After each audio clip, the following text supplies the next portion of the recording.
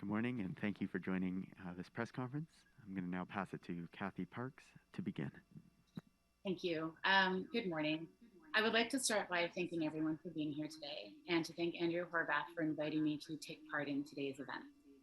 I will begin by acknowledging that I am meeting on, and we are meeting on Aboriginal land that has been inhabited by Indigenous peoples from the beginning, specifically the traditional territory of the Mississaugas of Scugog Island First Nation. As settlers, we are grateful for the opportunity to meet here, and we thank all the generations of the people who have taken care of this land for thousands of years. My name is Cathy Parkes, and I'm pleased to be joined by fellow advocates Carolin Wells and Fred Cramer. I choose to be here today to lend my voice to Ms. Horwath's unwavering commitment to change long-term care in our province. My father, Paul Parkes, lost his life in Orchard Villa long-term care home here in Pickering, Ontario. He suffered and died needlessly in a long-term care home where military presence was required during wave 1 of the COVID-19 pandemic. His death and the thousands like his highlighted the problems in our long-term care system that have been broken and overlooked for decades. It brought to the forefront the desperate need for change, a desperate need to look at how we treat our most vulnerable, and a desperate wake-up call to how previous governments have handled long-term care. We cannot continue to marginalize our loved ones once they reach a certain age or need a certain level of care. We cannot continue to allow profits to be made by companies who answer to shareholders before they answer to families. When my father was clearly suffering from COVID-19 in early April 2020, and when he then passed away alone and without his family, I reached out to every level of government and every political party, at first to ask for help, and then after he passed away to ask for change. Our current Premier, Doug Ford, has yet to answer me or any of the families who suffered through our terrible loss up to and including this very day.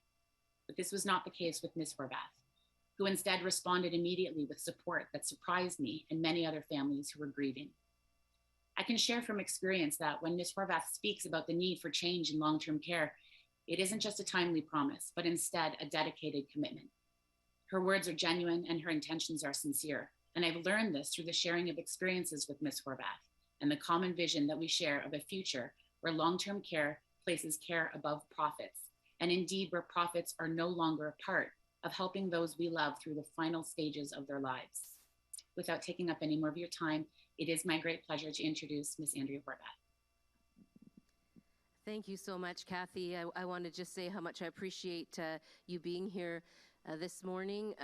Your advocacy work has been amazing. Before I get into the topic of the changes we're all going to be able to make together to long-term care this election, I do want to say that my mind is on the people who have been devastated by the storms that flew through Ontario, and I know particularly in Pickering, Uxbridge, there was some significant devastation that occurred, and I know that's not only traumatizing for people, but there are also kids across the province that are out of school, and after everything that we dealt with the chaos in schools with our children being the ones that were out of school most anywhere in the North America in this continent, I did want to just say that we need to be there for those kids. We need to be there for those families. And when we form government on June 2nd, I guarantee that we will be there. And this is one of the things that our mental health plan actually would help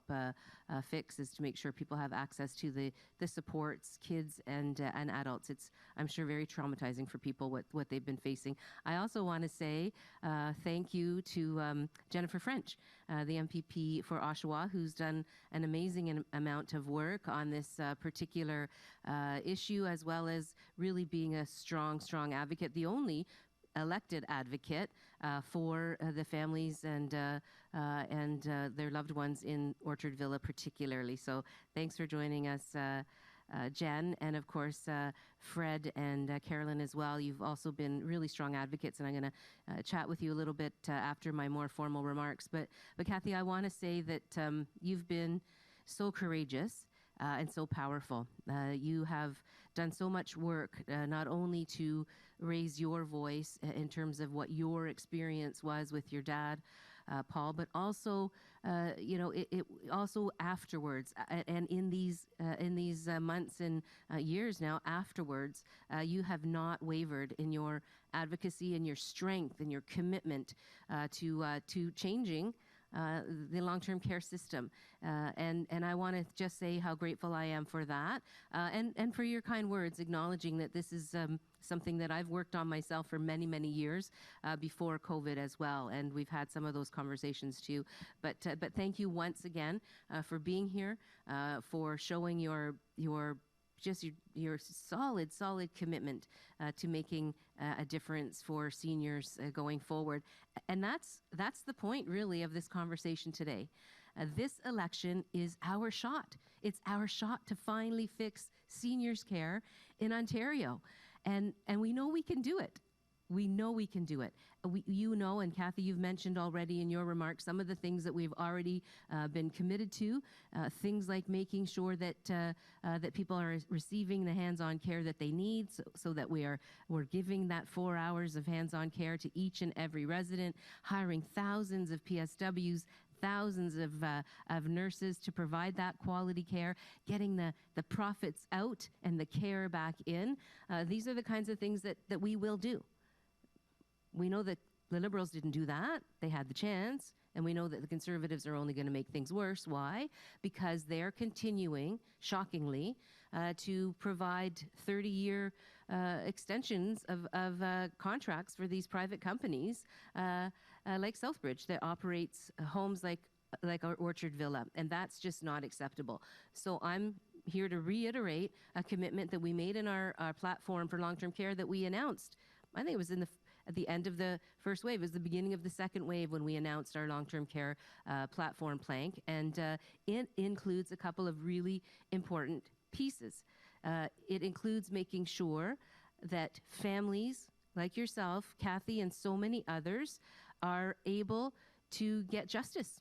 They're able to get justice. So we're going to remove what Doug Ford did, which was protect those for-profit companies from being sued from families that were seeking justice. We are going to allow those families to get the justice that they deserve.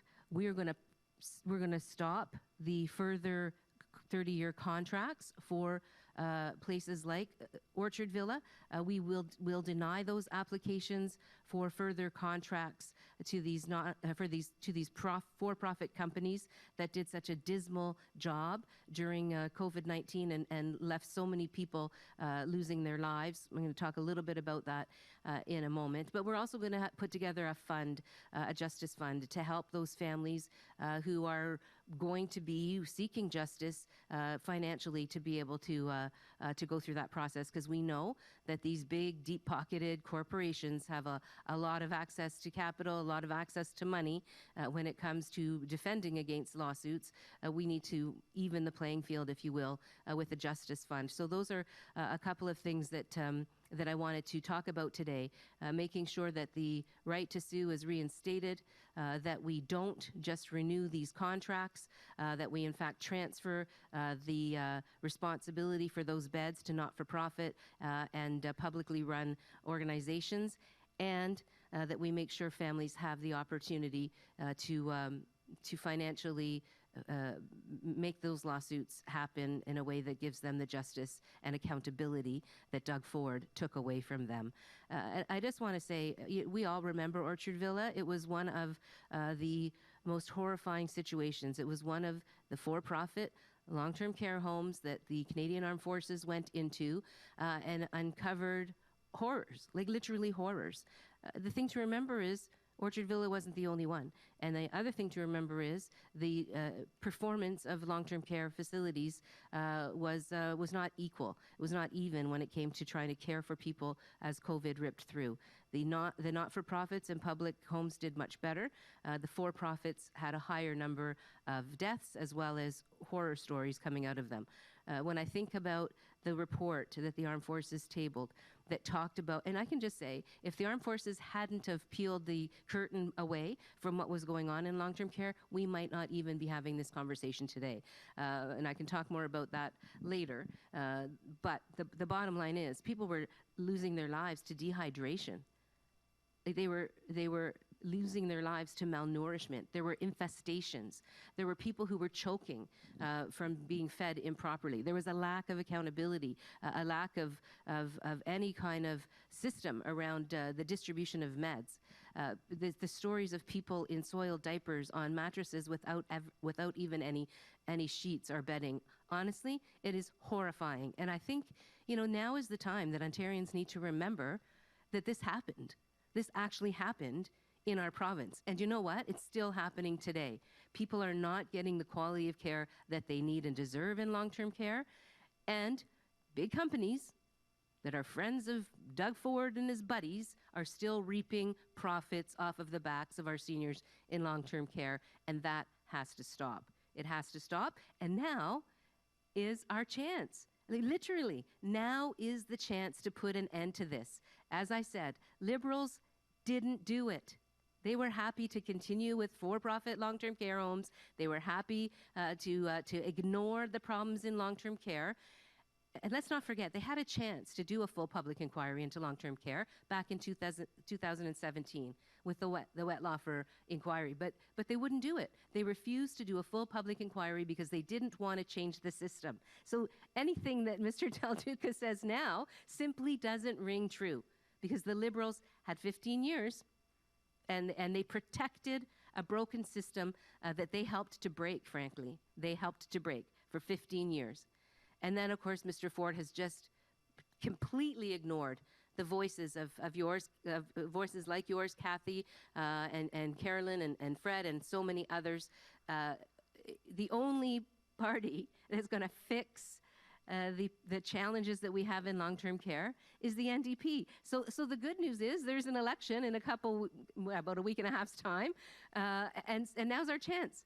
Now's our chance to finally fix what's been going wrong in long-term care, and I'm the only premier that will actually do that. So I'm urging people to get out and vote NDP to fix seniors' care in this province, and elect a premier that's always going to be working for you, because that's who I am.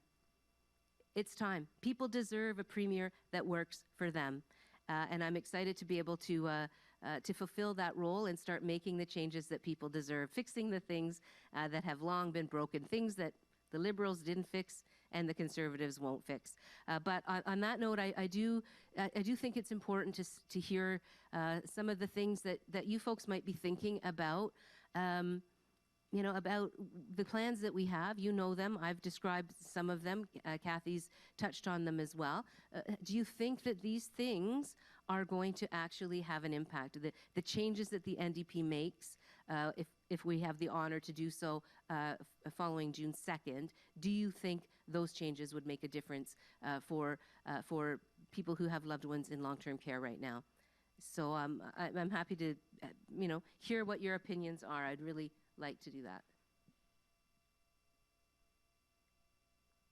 Carolyn, do you want to start? I can't. Sure. I know that you're there, but you're kind of behind me. I'm kind of sorry. in front of the screen. That's okay. First of all, I hope you're feeling better. Yes, much. Hope Thank you're feeling you. better. And I guess I just can't believe that anyone would pick anybody but you. You guys have been great. Both of you, Jennifer and Andrea, have been there for us. Therefore, it's obvious, you're fighting for something that the others are not fighting for. And I just cannot believe that more people are not fighting for this cause. We're all going to get old, and everything you talked about is going to work for us, for us all. I just wanted to mention that we're part of or some of us are part of a criminal investigation as well. It was criminal. It was, so, it's just that alone, and so when you talked about justice, that's what we need. They shouldn't be able to go ahead and continue acting as they always have. It's just mind-blowing to me. So, yeah. Yeah, you're right. It is mind-blowing. I think the latest number of people who lost their lives to COVID in long-term care is 4,540. Those are Yeah. precious human beings. They were your family members and members of family members of all kinds of other Ontarians, and the system continues to be one that doesn't meet their needs, and we can fix it. So thanks, Fred. Did you have anything you wanted to add? Yeah, thank you very much, Andrea, for having me here today. Like Carolyn said, it was criminal what happened, and when then Doug Ford, he is protecting his, like you say, his buddies. He's there's no retribution for what happened, and it was just you think back at the lack of staffing, the lack of um, just anything, and then there doesn't seem to be any compassion. It's just like there's no um, like from the Ford government. It's just like he's protecting him, he's rewarding him for the possible license extensions and the renovations and whatnot to Orchard Villa and other places. And right from the beginning, I must say, and you were the one that is fighting for us. You're there for us. I think back, there's one memorial we went to, and I believe all the members of parliament, MPs and MPPs in the Durham area were invited to go to memorial at Orchard Villa, and Jennifer was the only one that attended. That has something to say. Everybody else did not go, and it's such a big issue. I mean, like Carolyn says, we're all going to get old. We're all going to be there, and I don't want to be where my mom was, and the way she died. It just was, it's terrible. It just doesn't, it shouldn't happen. Not in today's day and age. And I want to thank you for all your advocacy in Parliament. Thanks, Fred. And you're right. It shouldn't happen. It shouldn't have happened. It shouldn't still be happening. And it doesn't have to keep happening. And that's the hope that we have. We can fix it this time with this election if people go out to the polls and vote for the NDP to fix seniors' care in this province, both home care and long-term care. Jen, I wanted to pass it over to you just for your reflections. I know you did a lot of work, and you were really there to support families and the community, and to be the voice, the elected voice for the entire Durham region that actually was on the side of families and their loved ones and the workers, the frontline workers, as the horrors of COVID-19 ravaged places like Orchard Villa. So thanks for being here. I appreciate it. Did you want to make any comments?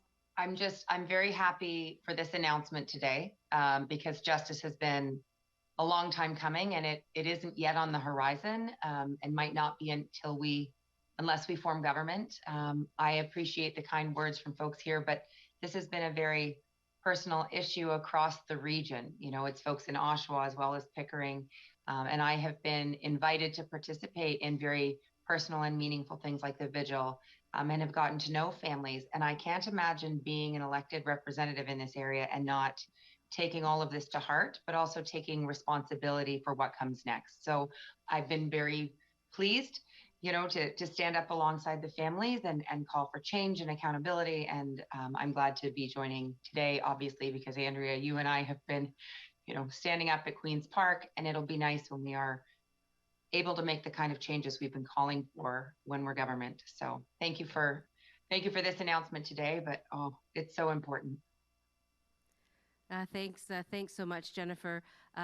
So I do want to just thank all of you again for being such great advocates, for telling your stories and sharing your hearts and your passion for change with all of us, not only today, but in the last number of, as I said, almost 2 years now. So thanks very much. And once again, my always deepest, condolences and concerns and thoughts, and my heart goes out to everything that you've gone through, as well as all of those other families that have been devastated.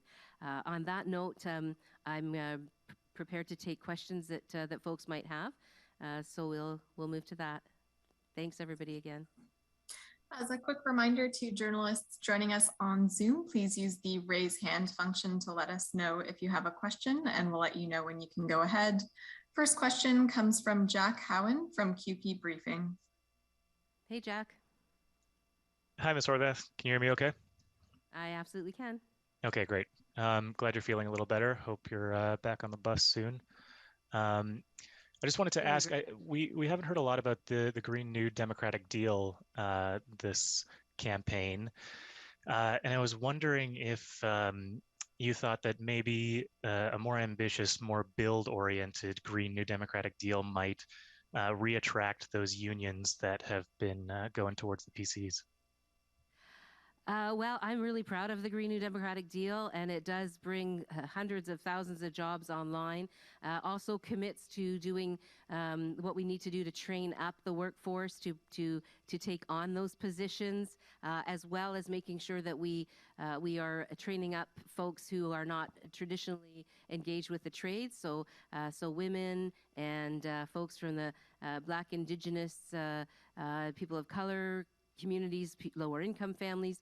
The Green New Democratic Deal creates jobs in all kinds of sectors. So yes, absolutely, building and construction, because it talks about things like transit. It talks about making sure that we're doing those retrofits. But we all know that the changing to the green economy, to a zero emissions economy, is going to take a lot of skilled workers. And so I'm excited about that. And on the other part of your question, New Democrats have always stood with working people. We always will. And we're very proud of that, not only historic relationship, but commitment that we will always have into the future.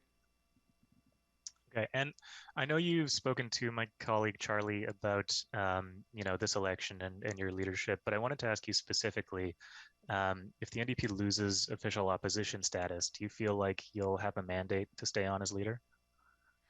I'm going to wait until the people of this province have cast their ballots. I think now is the time for people to settle into thinking about what kind of future they want in Ontario.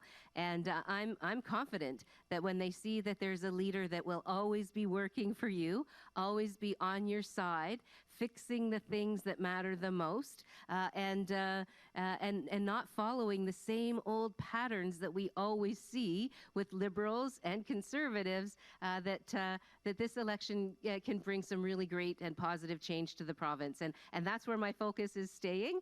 And I'm hopeful that come June 2nd, people will vote for the Premier that's going to be in it for you always. Next question comes from Lisa Shing from CBC. Hi, Lisa. Hi, Andrea. Hope you're feeling a little bit better today. First question, you said Ontarians need to remember what happened during, the darkest days, if you will, during the pandemic in long-term care. It doesn't seem like this election campaign that has been at the forefront. So why don't you think it's a bigger issue? On the contrary, I think that it's on the minds of people who have been impacted all the time. You cannot ever not remember or not know what happened to your loved ones, what happened to your neighbors' loved ones, what happened to the people that you were caring for on the front lines of the pandemic in long-term care.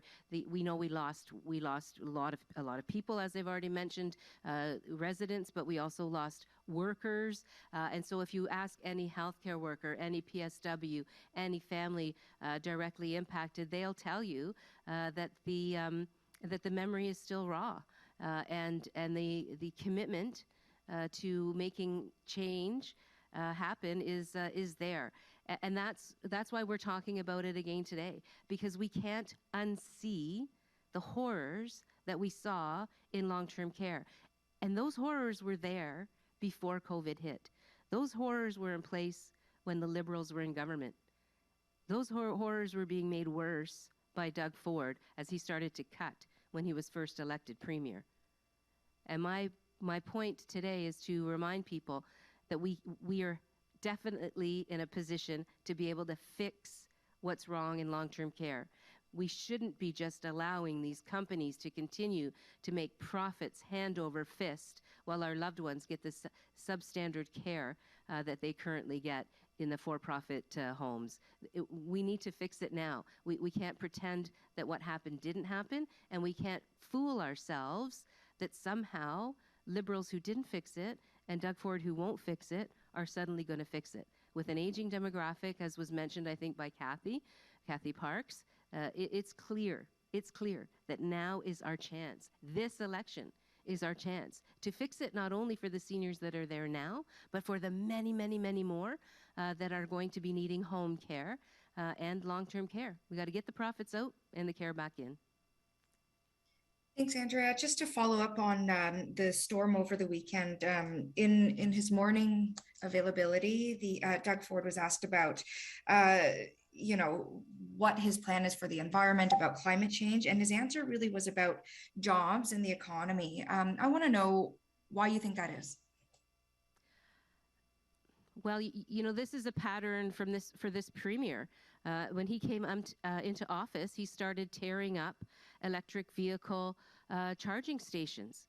He started ripping up green energy contracts. He was completely against any kind of initiative that was aimed at reducing greenhouse gas emissions and taking seriously our responsibility when it came to the climate crisis, the climate emergency. So he's obviously out of touch. He's had a sudden revelation that EVs are the way of the future, and now he likes to talk about it a lot. But this premier has no interest in doing the heavy lifting and the hard work that we need to do to tackle the climate crisis. New Democrats have a really great plan to do exactly that. Let's not forget, this is a premier that spent $30 million taking the federal government to court. Instead of bringing a climate change plan to Ontario, like a cap and trade program that we have plans for, that will actually help us pay for the kinds of shifts and changes that we need to make to our economy going forward to decarbonize it. I mean, it's really just obvious. He was a crusader against the environment for the entire time he was in office. It's just same old pattern. Irresponsible. Next question comes from Liam Casey from the Canadian Press. Hey, Liam. Good morning, Andrea. Can you hear me? I absolutely can. I also want to send my love out to Cathy and Fred. It's been a couple of years, so I hope you're holding up okay. Andrea, sort of again along the lines of the terrible storm we just saw and the numerous other big weather events in recent years, what's your long-term plan for climate mitigation and adaptation? Well, we've got a number of pieces to our Green New Democratic deal, but we get to net zero by 2050. We cut by 50% by 2030. We're going to electrify all of the transit systems, not only Ontario transit systems, but the systems within municipalities. As I said, we have a retrofit program that's going to create hundreds of thousands of fantastic jobs for people. We have a cap and trade program that is going to help us to finance the big changes that we need to make. We have an electric vehicle strategy that includes incentives for purchase as well as for putting infrastructure into your home for charging. We have the first youth climate corps ever for North America, which will engage young people. I can tell you, I haven't spoken to a young person in a long time who hasn't raised the climate crisis as an issue that is on their minds.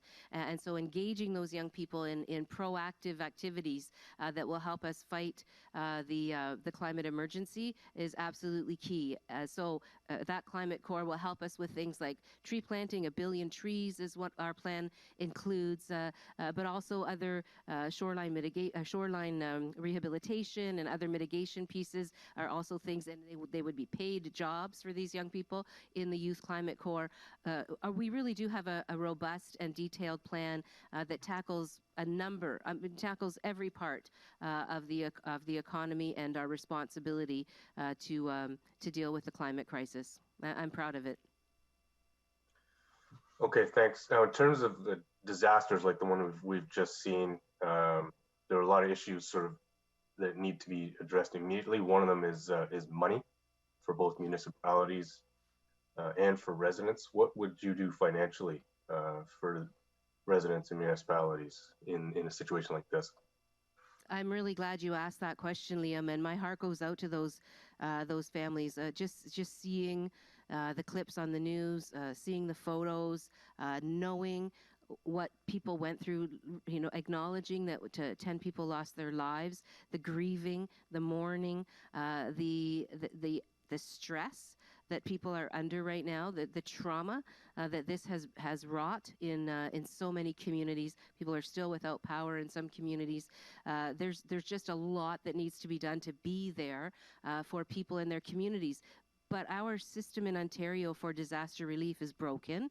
It's been broken for a long time. It was broken under the Liberals. They never fixed it. Mr. Ford likes to talk a big game, but the system is still broken. And what we need to do is have an ability to provide support, financial supports to people as quickly as possible. And that's not what happens at this point in our province, and it needs to change. We need to be able to make sure that people are getting the supports they need, not only financially, but also, as I mentioned earlier, with mental health supports and making sure that in the interim, folks have shelter and access to food, because from the pictures we've all seen, this is going to be quite the effort. It's not going to be changed around. It's not going to be, fixed or reversed at any time soon. It's going to take a lot of time and effort. But most importantly, we can't, if people are financially devastated from losing their homes, their cars, everything that they own, they're not likely in a situation to be able to start pulling everything back together financially very easily. So we need to be there in an upfront way. Next question comes from Alan Hale from Queen's Park Today. Hi, Alan. Hi, Andrea. The Liberals have seized on a Toronto Sun story about, I guess, what they say as Jewish members leaving the Ontario NDP over alleged racism, or anti-Semitism, rather. And one of the instances is about Jill Andrew. Apparently, they cite a unnamed former candidate who says that she bullied them and intimidated them over, I guess, a disagreement over adopting a definition of anti-Semitism, and that there is a complaint being lodged, but it's not going to be dealt with until after the election. Can you tell me a bit more about this? And are you standing behind Jill Andrew as your candidate? I absolutely am standing behind Jill Andrew as our candidate. I really don't know any of the details that you're talking about. This is the first I've heard of it, and any complaints of this nature will go through the party, through our complaints process. I don't know I can't tell you if there has been one launched or not. But what I can tell you is we proudly have a large number of members, as well as active members on our executive and committee that are Jewish, and we work closely with them. So I don't have any details for you, but certainly Jill Andrew has been a strong local voice. She's worked passionately for the people of St. Paul's, and she signs on to everything that all of our other candidates sign on to when it comes to our not only our platform commitments, but our values. And anti-Semitism is something that we fight consistently. Okay. I guess the Liberals have put out a statement sort of using this story, and then they'll also bring up the Steve Parrish incident, and they also will note that Christy Wong Tam joined a pro BDS Facebook or website, and so I'm just wondering, Do you consider criticizing Israel as an apartheid state or supporting BDS as anti-Semitic? You know what I know right now is that there's a lot of tension and difficulty that is happening in that part of the world, and I don't think any of us want to see that. And I think all of us wish that it wasn't so, and that there are things that we could do to ensure that that everybody is safe there, that the violence stops, and that people have a dignified and peaceful life, whoever they are. In the area. But right now, all of our candidates running in this election are focused on defeating Doug Ford and making sure that we can fix the things that matter most to Ontarians. And all of the things that we have in our platform and that we're running on are things that all of our candidates support and adhere to. And so for me, that's where I'm staying focused for the next couple of, almost a week and a half, I guess. And importantly, want to say that like everyone the world over, we all hope for peace in Israel and Palestine. Next question comes from Richard Southern from City News. Andrea, good morning. I see you're returning to the actual campaign trail today. I'm wondering how you're feeling and how was that decision made? Are you testing negative? Yeah, I am, as a matter of fact, Richard, and I'm happy about that, testing negative. But this morning I had a little bit of just a little bit of a sniffly nose, and so I thought out of an abundance of caution, we would do one more virtual day. So in fact, I'm in a kind of virtual space, and as are our folks that are with us at the press conference this morning. But tomorrow, I will be back out on the campaign trail, back in the bus, and I'm really looking forward to it. I feel great, but the sniffles, I thought, even though I'm testing negative, it's probably better just for this one last day to stay put. Thanks for asking, though. I appreciate it. Glad you're feeling better. Only 9 days to go, Andrea, and all of the polls kind of agree on one thing, that it looks to be kind of a battle for second place here. I'm wondering why you think that the party hasn't had more momentum up until this point in the campaign. Well, every time I've visited a campaign on this election trail, it's been very positive, and the local campaigns have a great deal of momentum. Now, having said that, as you know, I've been kind of tied down for the last couple of days, so I haven't been to any of the actual ridings, in person. But that's what I miss the most, I got to tell you. I really, really miss the opportunity to get out to various communities and listen to and hear from and be with not only our candidates, but with the people who live in these wonderful communities. There is a lot at stake in this election, and there's a lot that the COVID-19 pandemic has shown us is broken. We know that Liberals won't fix those things because they had the chance and they didn't. Doug Ford has no intention of fixing any of those things.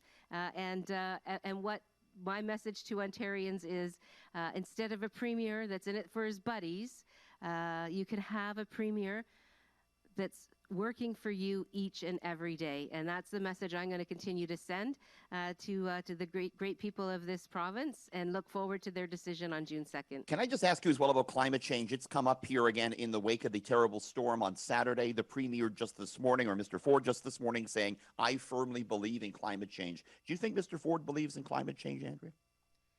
Well, I mean, he can say whatever he wants about whether or not he believes in climate change, but the next step is to take responsibility and step up and do our part to fight the change in our climate, to fight the climate crisis. And he's shown very clearly by his actions that he's not prepared to do that, that it's not a priority for him. And so maybe he's finally getting a wake-up call, but I doubt it. His past behavior has shown clearly that the climate crisis that we're in, the climate emergency that's upon us, is not a priority for him. So whether he says that through his words, he certainly doesn't demonstrate it through his actions. Seeing no further questions, I'll turn it back to you, Andrea. Thanks so much, Michelle. Just want to thank everybody for tuning in. And once again, I want to thank Fred and Carolyn and Cathy and Jen French for being with me this morning to talk about something that I would just submit to Ontarians. We have a chance at this point in time to fix what needs to be fixed, and we all know it. Excuse me, we all know it. We can't pretend that that the tragedies, the horrors that the armed forces revealed or unveiled to us, that COVID showed us are rampant in long-term care. We can't walk away from that. Our loved ones deserve it. Our seniors deserve us to step up, and the next generation of seniors deserves us to step up as well. So I'm looking forward to being able to do exactly that. Thanks everybody for tuning in. Have a great day.